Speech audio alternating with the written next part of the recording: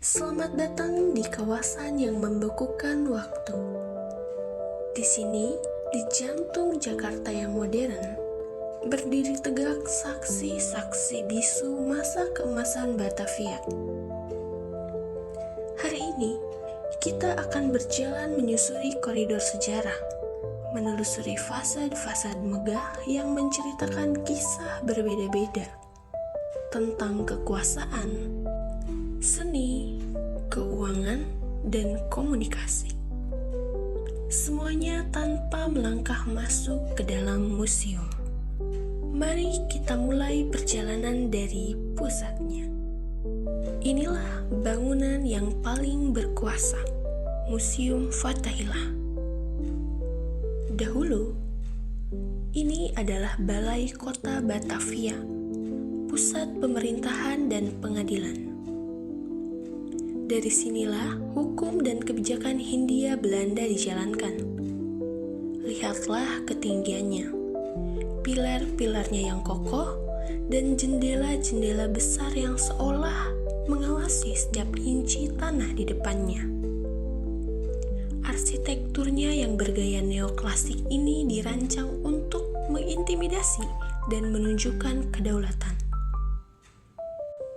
Di halamannya yang luas, dulu berbagai hukuman publik dijalankan. Melangkahlah ke sisi ini, dan kita menemui gedung Jasindo. Jika Fathahillah bicara politik, gedung ini bicara bisnis dan jaminan. Awalnya adalah kantor perusahaan asuransi Nederlands Indische Levensverzekering en Levente Maatschappij. Lihatlah jendela-jendela lengkungannya dan warnanya yang cerah. Dan ini adalah urat nadi komunikasi masa itu, gedung pos besar. Di era ketika surat adalah primadona, gedung inilah yang menjadi gateway Batavia ke dunia.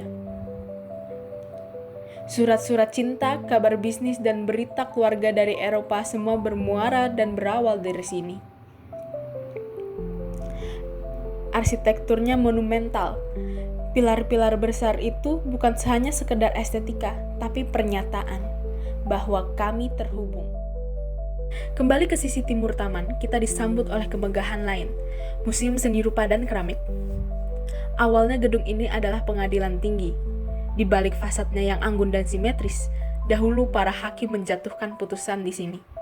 Kini fungsinya berubah total dari tempat menghakimi menjadi tempat mengapresiasi keindahan seni lukis dan keramik. Gedung Bank BNI, napas keuangan modern. Dan lihatlah di seberangnya, sebuah penanda zaman baru, Gedung Bank BNI. Meski masih dalam kompleks kota tua, arsitekturnya sudah berbicara bahasa yang berbeda, lebih modern, dan lebih fungsional. Keberadaannya seperti menyampaikan pesan bahwa sejarah itu bukan sesuatu yang mati. Napas kehidupan finansial kota tetap berdenyut di sini, mengisi bangunan-bangunan lama dengan fungsi-fungsi baru yang relevan. Ia adalah jembatan antara warisan dan kebutuhan masa kini. Jalan menuju stasiun Jakarta Kota. Jalur waktu. Dari pusat pemerintahan dan seni ini, mari kita ikuti jalan yang dulu dilalui oleh para pejabat, pedagang, dan rakyat biasa menuju urat nadi transportasi, yaitu Stasiun Jakarta Kota. Setiap bangunan di sepanjang jalan ini punya cerita.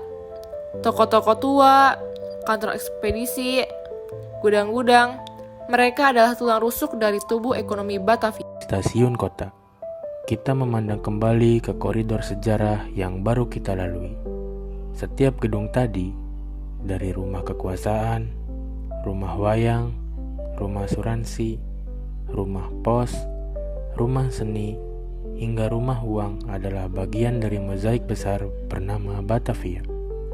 Mereka berdiri bukan sebagai kuburan masa lalu, tapi sebagai pengingat bahwa kota ini dibangun dari lapisan-lapisan sejarah, bisnis, seni, dan komunikasi. Dan kita cukup berjalan di luarnya dengan smartphone di tangan untuk menangkap esensinya, bahwa sejarah terbaik seringkali tidak perlu dibaca di dalam ruangan.